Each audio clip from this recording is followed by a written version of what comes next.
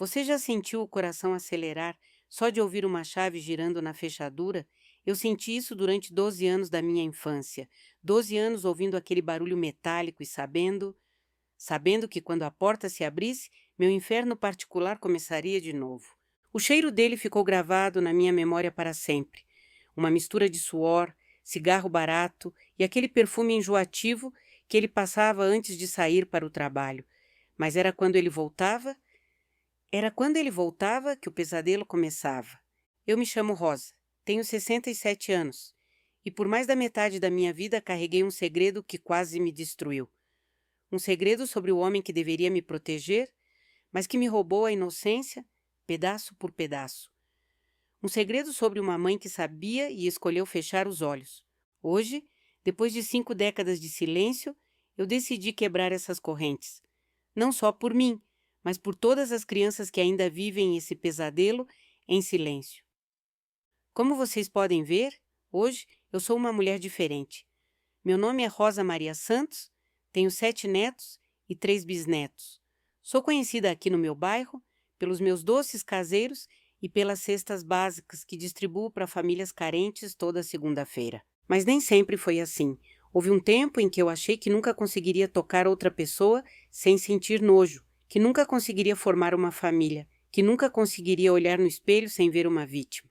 Antes de continuar, me fala aí nos comentários de que cidade você está me assistindo. Cada comentário, cada like, cada inscrição me dá força para continuar contando essa história. Porque eu sei que em algum lugar alguém precisa ouvir que é possível sair do buraco mais profundo que existe. Se você ainda não se inscreveu no canal, clica ali no sininho. Essa história precisa chegar em quem precisa ouvir. E acredite, sempre tem alguém que precisa. Eu cresci numa casa que era a inveja da vizinhança. Uma casa de 2 andares no centro da cidade, com jardim na frente e quintal grande nos fundos.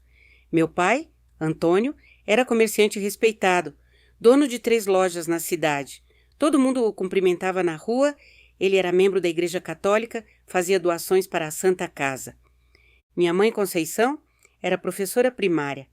Uma mulher elegante, sempre bem vestida, que fazia questão de que eu estivesse sempre impecável quando saíamos. As pessoas julgam pela aparência, Rosa. Nossa família tem nome a zelar, ela sempre dizia. Por fora, éramos a família perfeita. Eu tinha vestidos bonitos, brinquedos caros, estudava no melhor colégio da cidade. As vizinhas sempre comentavam: que sorte a Rosa tem, né? Pai trabalhador, mãe educada, casa bonita. Se elas soubessem que aquela casa bonita escondia segredos podres atrás das portas fechadas, se elas soubessem que o homem respeitável que cumprimentavam na rua era um monstro quando chegava em casa, se elas soubessem que a professora educada preferia fingir que não via nada para não perder o status social, porque dentro daquelas paredes bem pintadas, a história era completamente diferente. Eu tinha 7 anos quando tudo começou. Lembro que era a véspera do meu aniversário. Eu estava ansiosa pelos presentes do dia seguinte. Minha mãe tinha saído para comprar os ingredientes do bolo e eu estava brincando no quintal com minha boneca nova. Foi quando ele me chamou para o depósito nos fundos da casa. Disse que tinha uma surpresa especial para mim, um presente que não podia esperar até o dia seguinte. Eu fui correndo, animada. Criança confia, né? Criança não imagina maldade. O depósito era escuro, cheirava a mofo e ferramentas velhas. Ele acendeu uma lamparina e me mostrou uma caixa embrulhada. Mas primeiro, ele disse, você precisa me ajudar com uma coisa aqui. Ele pegou uma chave inglesa da bancada e disse que ia me ensinar a consertar coisas que toda menina deveria saber se virar sozinha. Mas não foi isso que ele fez. Ele me tocou. Me tocou em lugares que nenhum adulto deveria tocar uma criança. E quando eu tentei gritar, ele mostrou aquela chave inglesa e disse que se eu contasse para alguém, ele ia usar aquela ferramenta para me machucar de verdade. Ninguém vai acreditar em você, ele disse. E se contarem, eu vou dizer que você está mentindo. Quem vão acreditar? Em você ou em mim? Naquela noite, no meu aniversário de 8 anos, enquanto todo mundo cantava parabéns, eu estava morta por dentro. A criança feliz que eu era havia morrido naquele depósito escuro. O que aconteceu naquele depósito não foi um caso isolado, virou rotina. Toda vez que minha mãe saía para o mercado, para a casa de uma amiga, para a escola onde ela trabalhava, ele encontrava uma desculpa para me levar para algum lugar da casa onde ninguém podia nos ver. O depósito, o sótão, o banheiro do fundo, sempre tinha um lugar e sempre tinha uma ameaça nova. Se você contar, eu mato seu gato. Se você contar, eu queimo suas bonecas. Se você contar, eu faço pior com você. Eu vivia em pânico constante. Não conseguia mais brincar direito. Não conseguia mais me concentrar na escola. As professoras começaram a perceber que algo estava errado, mas quando perguntavam, eu mentia. Dizia que estava tudo bem. Como eu podia contar? Quem ia acreditar que o respeitável Antônio, o comerciante querido por todos, era capaz de fazer aquilo com a própria filha? Mas o pior ainda estava por vir. Uma tarde de domingo, ele tinha bebido mais que o normal. Minha mãe estava costurando na sala, e ele me levou para o quarto deles. Dessa vez, foi diferente. Dessa vez, ele não se preocupou em ser silencioso. E no meio de tudo, eu olhei para a porta. Ela estava entreaberta, e do outro lado, parada no corredor, estava minha mãe. Nossos olhos se encontraram. Eu vi que ela viu tudo. Vi o reconhecimento no olhar dela, vi que ela entendeu exatamente o que estava acontecendo.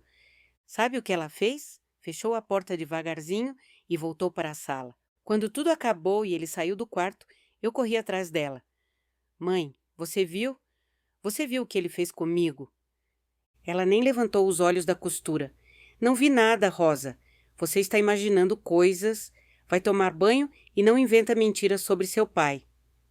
Naquele momento, eu entendi que estava completamente sozinha no mundo.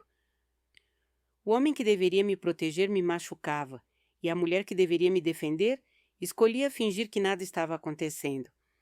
A partir daquele dia, minha mãe começou a me preparar para os abusos. Ela mandava eu tomar banho quando ele chegava em casa alterado. Ela arranjava desculpas para sair de casa e me deixar sozinha com ele. Ela me punia quando eu tentava me esconder ou resistir. Ela sabia, ela sempre soube, e ela escolheu ser cúmplice do meu sofrimento para não perder a vida confortável que tinha. Isso durou até eu completar 12 anos. 5 anos de inferno. 5 anos achando que aquilo era o meu destino, que eu ia morrer naquela casa sem ninguém nunca saber a verdade. Mas algo mudou em mim quando fiz 12 anos. A raiva começou a crescer mais forte que o medo. Eu olhava para ele e pensava, ou eu faço alguma coisa, ou eu morro aqui dentro. Foi quando apareceu na minha vida uma pessoa que ia mudar tudo. Dona Irene era a nova vizinha do lado. Uma senhora de uns 50 anos que tinha se mudado sozinha depois que o marido morreu. Ela trabalhava como costureira em casa e sempre via eu chegando da escola. Um dia, eu estava no quintal e comecei a chorar sem parar. Não sei por quê, mas naquele dia tudo desabou. Dona Irene me viu pelo muro e perguntou se eu estava bem. Normalmente eu mentiria, como sempre fazia, mas algo na voz dela, algo na forma como ela olhou para mim, me fez desabar completamente. Não estou bem, eu disse. Não estou bem há muito tempo. Ela não fez mais perguntas ali na frente, só disse, amanhã, quando você chegar da escola, vem aqui em casa. Eu vou fazer um chocolate quente e a gente conversa. No dia seguinte, eu bati na porta dela com o coração disparado. Quando ela abriu, me deu um abraço que eu não recebia há anos. Um abraço de verdade, de alguém que se importava. Sentamos na cozinha dela, ela me deu o chocolate prometido e disse, agora me conta o que está acontecendo, minha filha. E eu contei tudo. Cada detalhe, cada ameaça, cada vez que minha mãe fingiu não ver. Eu chorei tanto que pensei que ia desidratar. Quando terminei, ela segurou minhas mãos e disse as palavras que salvaram minha vida. Eu acredito em você, Rosa. Eu acredito em cada palavra que você disse, e nós vamos resolver isso juntas. Foi aí que ela me contou que tinha passado por algo parecido quando era criança. O próprio pai dela, e que demorou 40 anos para falar sobre isso para alguém. Eu não vou deixar você carregar isso sozinha por 40 anos como eu carreguei, ela disse. Nós vamos denunciar ele. Hoje mesmo. Dona Irene tinha um plano. Ela conhecia gente na delegacia da mulher que tinha acabado de abrir na cidade. Mas primeiro, a gente precisava de provas. Ele vai fazer de novo, ela disse. Infelizmente, ele vai fazer de novo. E quando fizer, você vai gritar bem alto. Eu vou estar esperando do lado de fora da sua casa. E na hora que eu vir, vou entrar e flagrar ele no ato. Era um plano arriscado. Se desse errado, eu sabia que ele ia me matar. Mas eu preferia morrer tentando do que viver para sempre como vítima. Na sexta-feira seguinte, minha mãe saiu para uma reunião na escola. Era a oportunidade que ele sempre esperava. Eu vi ele indo para o banheiro se arrumar, passei óleo no cabelo, passou aquele perfume nojento. Eu sabia o que vinha depois. Mas dessa vez era diferente. Dessa vez eu não estava sozinha. Quando ele me chamou para o quarto, eu fui. Mas quando ele começou a me tocar, eu não fiquei quieta como sempre. Eu gritei. Gritei com toda a força que tinha. Para! Sai de cima de mim! Socorro! Ele tentou me calar. Ficou desesperado. Cala a boca, você vai acordar a vizinhança toda. É exatamente isso que eu quero, Zrenia, eu gritei de volta. Não deu nem 2 minutos e a porta da frente se escancarou. Dona Irene entrou correndo, junto com mais 2 mulheres que ela tinha trazido como testemunhas. Vocês precisavam ver a cara dele. O homem todo-poderoso, o respeitável comerciante, nu da cintura para baixo, sendo pego no flagra, abusando da própria filha de 12 anos. Sai de cima dessa menina agora, Zrenia Dona Irene gritou. Eu já chamei a polícia, eles estão vindo. Ele tentou inventar uma desculpa qualquer. Disse que eu estava mentindo, que tinha inventado tudo. Mas era impossível negar. Estava acontecendo na frente de 3 testemunhas adultas. 15 minutos depois, a polícia chegou. Ver ele sendo levado algemado foi a primeira vez na minha vida que eu respirei de verdade. A primeira vez que eu me senti segura. Minha mãe chegou em casa no meio da confusão. Quando soube o que tinha acontecido, ela não ficou preocupada comigo. Ela ficou preocupada com o que os vizinhos iam pensar, com o escândalo, com a reputação da família. Naquela noite, pela primeira vez em 5 anos, eu dormi em paz. A liberdade era estranha.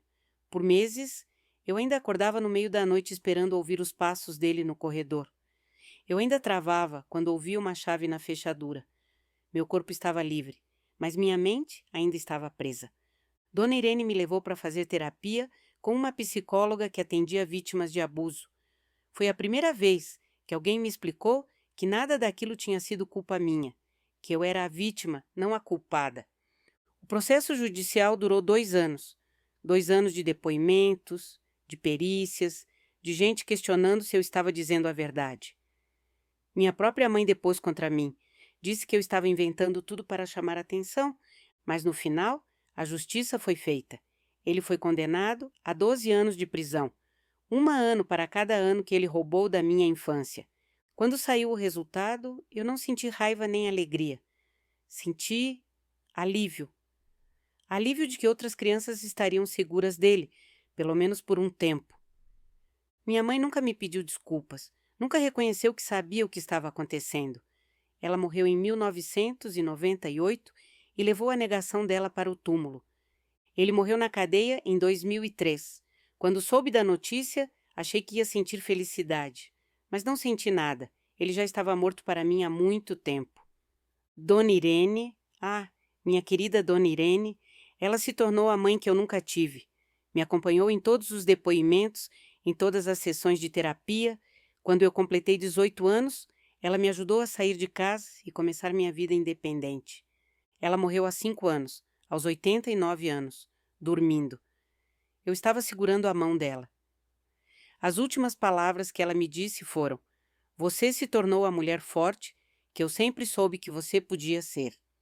Sem ela, eu não estaria aqui hoje contando essa história. Sem ela, eu teria morrido naquela casa, em silêncio, como mais uma vítima invisível. Depois de anos de terapia, eu entendi uma coisa. Minha dor podia se transformar em propósito. Meu sofrimento podia virar a chave para ajudar outras pessoas. Foi assim que descobri minha missão de vida.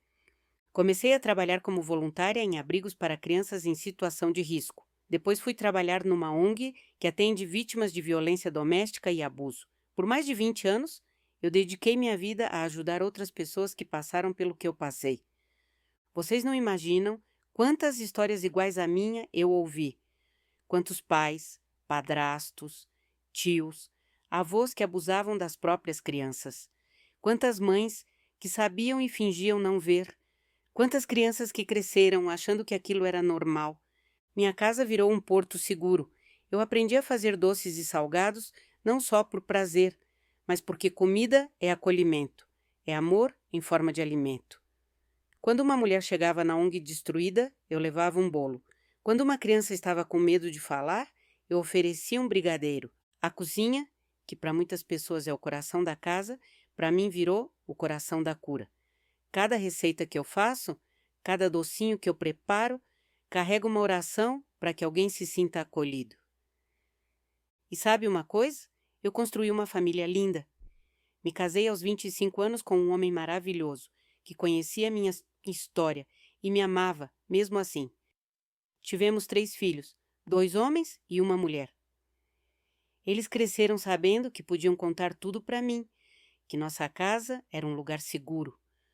Hoje tenho 7 netos e 3 bisnetos, e todos eles sabem da história da vovó Rosa. Não para assustá-los, mas para que saibam que se alguém tentar machucá-los, eles podem contar para mim sem medo. Minha maior ferida se tornou minha maior força. O que quase me destruiu se tornou a base da minha missão de vida. Se você chegou até aqui e minha história soou familiar, se você está passando por algo parecido ou conhece alguém que está, eu quero que você saiba uma coisa. Você não está sozinho. A culpa não é sua. Nunca foi, nunca vai ser. O que estão fazendo com você é crime, é errado, e você merece ajuda. Procure alguém de confiança. Uma professora, um vizinho, um parente, um amigo. Procure o conselho tutelar, a delegacia da mulher. Ligue para o Disque 100. Não importa quantas vezes você tenha que tentar, não desista. E para você que está assistindo e desconfia que uma criança na sua família, na sua vizinhança, na sua escola, está passando por isso, seja a Dona Irene dessa criança. Não finja que não vê. Não vire as costas. Uma palavra de apoio, um "eu acredito em você", pode salvar uma vida. Pode mudar o destino de uma criança para sempre. E se você quer continuar acompanhando histórias de superação como esta, se inscreve no canal e ativa o sininho. Toda semana eu trago uma nova história de alguém que transformou dor em força, trauma em missão. Porque a vida pode ser muito difícil, muito cruel às vezes, mas sempre existe uma saída. Sempre existe alguém disposto a estender a mão. Sempre existe a possibilidade de recomeçar. Eu sou a prova viva disso. Uma menina que foi quebrada aos 7 anos, mas que aos 67 está aqui, inteira, forte, rodeada de amor, ajudando outras pessoas a encontrarem sua força. Se eu conseguir, você também consegue. Lembrem-se, mesmo a terra mais devastada pode, um dia, dar a flor mais bonita. Fiquem em paz, fiquem na luz e até a próxima história.